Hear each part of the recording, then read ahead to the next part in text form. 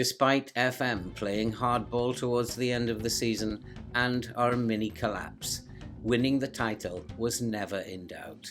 We do, however, have a lot of work to do in the summer transfer window, and we need to strengthen the squad in several different areas if we are going to compete in any way at all in League One. Let's go and review how the title was won and the remarkable season that it was overall. Let's go and kick some balls. Hello and welcome back to Elgin City. And as you can see, we are champions of League 2. If you are new to the channel, then why not subscribe, like, watch and comment, help the channel to grow and help us to support that really good cause that you can see scrolling at the top of the screen. And yes, we did win the championship, but the end of the season was not pretty. So let's go and see how it finally ended. Let's go to Match of the Month.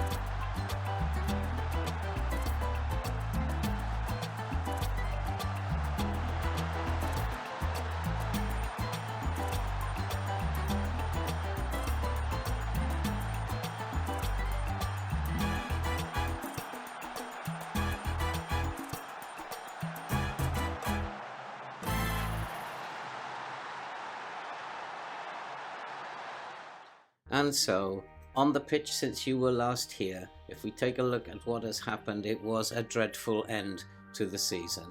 And in the last episode, you saw that very tame 0-0 draw against Albion Rovers, and we followed that with a 1-0 home defeat to Forfar Athletic. And then Stranraer was where we won the title. A 2-1 away victory at Stranraer ensured that the title was ours. But we followed that with a home defeat against Dumbarton, but in the final game of the season, we managed to overcome Bonnyrigg Rose by 2-1. And we were helped because of Stirling Albion's very, very poor form also at the end of the season. And Stirling Albion, as you can see, lost their last 3 fixtures and pretty much handed the title to us, despite the fact that we were not at all impressive in the last 6 or 7 weeks of the season. It was a particularly disappointing end to the season, given the form that we had shown pretty much unbeaten throughout the rest of the season. And collapsing like that at the end of the season did not make me too happy.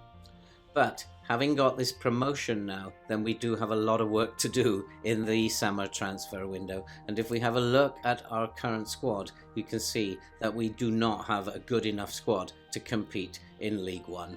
At left back, we're still short. We do not have Greg Young with us. At the moment, we can take him out. Nicholson is neither with us as well. So in terms of our defence, we are lacking. And we will need to strengthen throughout the defence, possibly bringing in a new goalkeeper too. We are also short of quality in midfield, with Ross Draper, who is now aging a little bit, being the only real quality that we have there, and we're going to have to strengthen in midfield. Up front, I believe that we have enough. We have Kane Hester and Russell Dingwell. We have to give them an opportunity to perform in the new league, and we have two young boys with a lot of potential who deserve to get some game time. So it is in midfield and in defence that we need to strengthen quite clearly. But we have been busy, and in the transfer window already, we have signed Cody McLeod. He has come in from Peterhead for free, and he looks like a very decent young prospect. He's 19 years old, he has decent attributes for his age, and he has 5-star potential, and at the moment he sits on the top of the fullbacks list, and at 19 years old the only way he can go is up. I have a lot of faith in him, but he's not the answer to our first choice left back. We do need to bring in reinforcements in that particular area. We have had the youth intake evaluations come through, and it looks pretty decent actually. We have a nice midfielder here who looks like he could develop into a very, very good player. He's a very brave boy, quite aggressive for his age. He's got good leadership and very, very good decisions for his age, and he's a useful free kick taker. He is definitely one to keep an eye on, Ross Evans. And then a centre-back, Dominic McNaughton, who I think looks like a very, very good player in the making. He's already got very good jumping reach at 14, and he's very determined and has good fitness. He's got good balance for his age as well, and he's fairly aggressive at this point in his development. He's just 15 years old, and I think he also could develop into a very, very good player.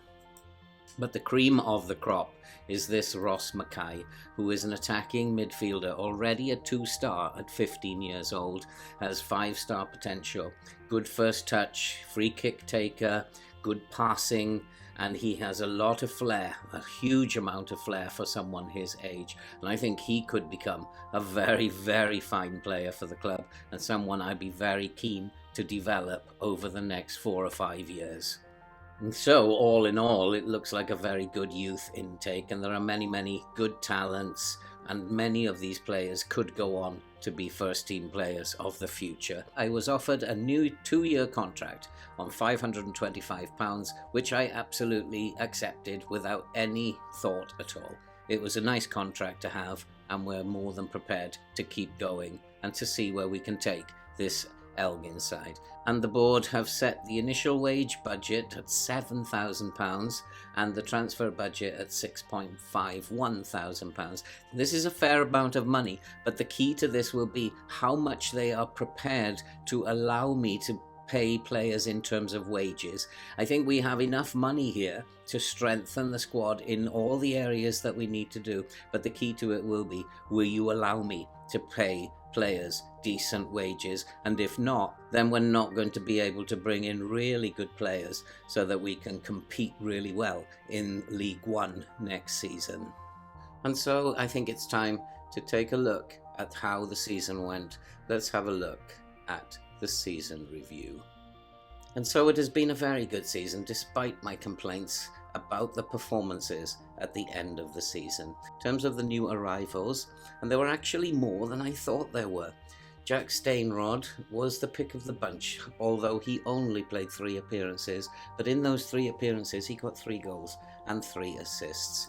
Jordan Critchley played very, very well, 34 appearances, 6 goals and 8 assists, an average of 7.12. Dino Leddy, who came in, he made 18 appearances, 4 goals and 2 assists, average of 7.04. Ross Draper, coming in at 34 years old from Cove Rangers, made 48 appearances, 1 goal and 9 assists. And Campbell Notley, who I signed in the summer, he made 39 appearances, 5 goals and 6 assists. And in terms of the season's results, it was a season beyond expectations, and in the league We dominated the league throughout the season, and in the end, we won the title comfortably by 14 clear points from our nearest rivals, who finished second, Forfar Athletic, who finally overtook Stirling Albion. In the Scottish Cup, we performed very, very well. We were knocked out in the 5th round by Ayr United, and I thought we were very unlucky.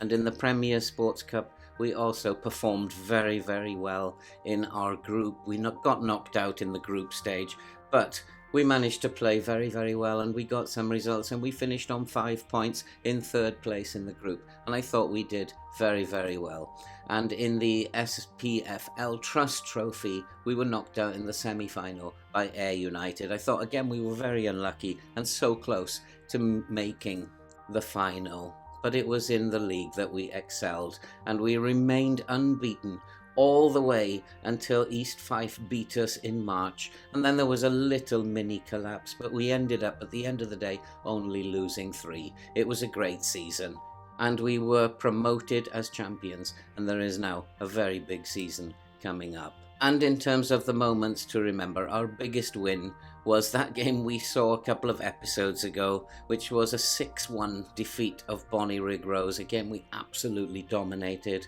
And the match to remember, a 4-0 thumping of Stirling Albion, which was a game also that we featured in one of the live episodes. And then the goal of the season was awarded to Cameron in the 3-2 home win against Stenhousemuir.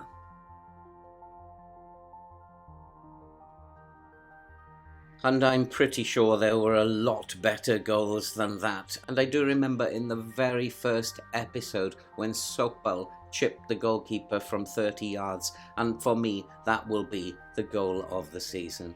In terms of the finances, we are still a very, very poor club, and we still have debts, but we have increased the revenue, and hopefully now we can start to clear those debts. Although when we go into the transfer market in the summer, I'm pretty sure we're going to start building up some new debts.